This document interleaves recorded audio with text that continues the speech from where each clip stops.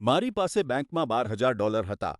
હવે મારી પાસે માત્ર $4 અને કપડાંથી ભરેલી એક કચરાની થેલી છે. 2 વર્ષ સુધી મેં 2 નોકરીઓ કરી મારા પોતાના એપાર્ટમેન્ટ માટે એક પૈસો બચાવ્યો. પણ મેં એક મોટી ભૂલ કરી. મેં મારી મમ્મીની વાત માની લીધી અને સુરક્ષા માટે મારા પૈસા જોઈન્ટ સેવિંગ્સ એકાઉન્ટમાં રાખ્યા.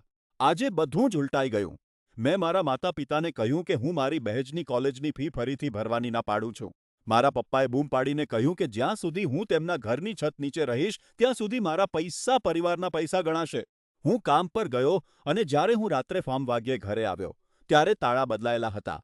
મારો સામાન કચરાની થેલીઓમાં ફૂટપાથ પર પડેલો હતો.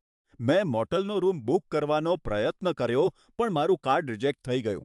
મેં મારી એપ ચેક કરી અને મારું દિલ બેસી ગયું. મારી મમ્મીએ એક પૈસો, તમામ $12,000 તેમના પોતાના ખાનગી એકાઉન્ટમાં ટ્રાન્સફર કરી દીધા હતા. હું રડતા રડતા પોલીસ પાસે ગયો, પણ તેમણે મને કહ્યું કે આ એક સિવિલ મેટર છે, કારણ કે એકાઉન્ટ જોઈન્ટ હતું. તેઓ કંઈ જ કરી શક્યા નહીં. હવે હું શહેરના ફ્રી વાઈફાઈનો ઉપયોગ કરીને પાર્કની એક બેન્ચ પર બેસીને આ લખી રહ્યો છું. મારા માતા-પિતા ફોન નથી ઉપાડતા. મારી બેજણે મને બધેથી બ્લોક કરી દીધો છે અને મને ખબર નથી કે આજે રાત્રે હું ક્યાં સૂઈશ.